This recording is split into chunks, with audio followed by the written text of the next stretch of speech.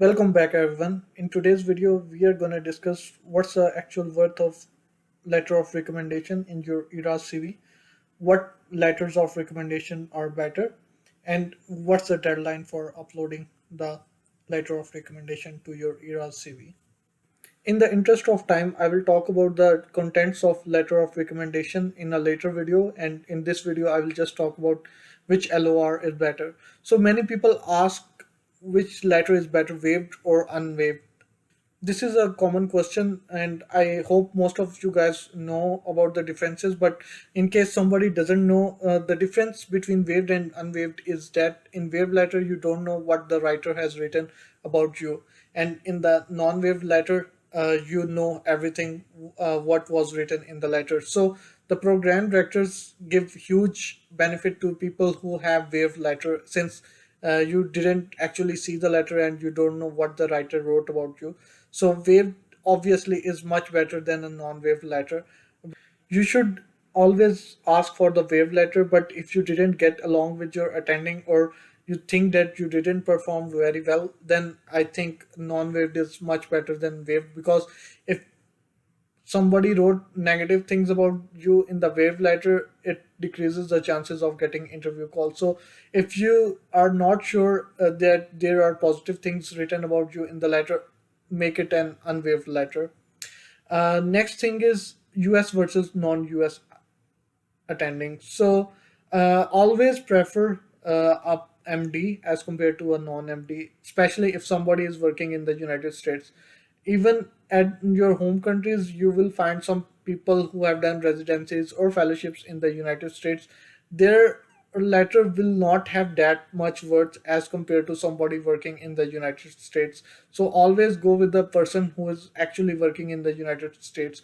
In case you don't have much experience and you only have letters from your local countries, then prefer people who have done residences in the United States or fellowships in the United States. Their letters will be much better than people who haven't done residency in United States, or who have done only residency or fellowship in their home countries. Then the next question is, which letter is better, elective letter or observership? Obviously, elective, you're doing hands-on experience, there is much more work involved.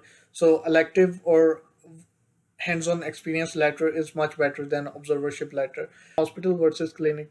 To me, both are same, and it actually depends on your specialty in which you did the rotation.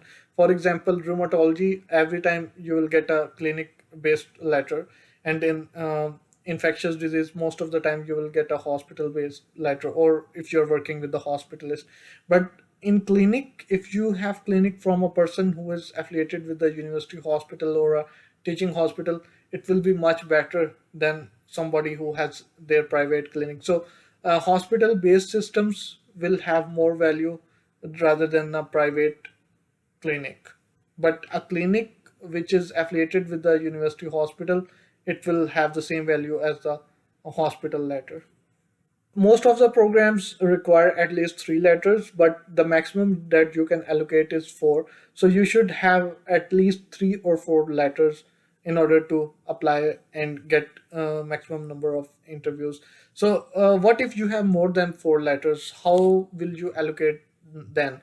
Because if you have three, you can just select all the programs and easily uh, upload or allocate those letters to those programs. But if you have more than four letters, then you can't like allocate every letter to every program. So then I would go allocate state wise. If you got a letter from Ohio, then use this letter in all the Ohio programs, even if you're applying in a different specialty, because most of the people might know who is the doctor because of the close link. Always use the most famous person letter everywhere. For example, I had a letter from one of the famous neurologist, Dr. Bashar Katarji, and he's a well-renowned person in EMGs.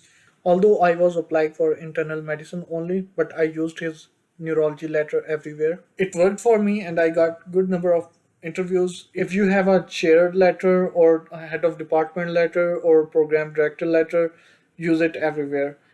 And most of the times use the related specialty letter in which you are applying. unless you have a letter from a very famous person or you are deficient on your letters.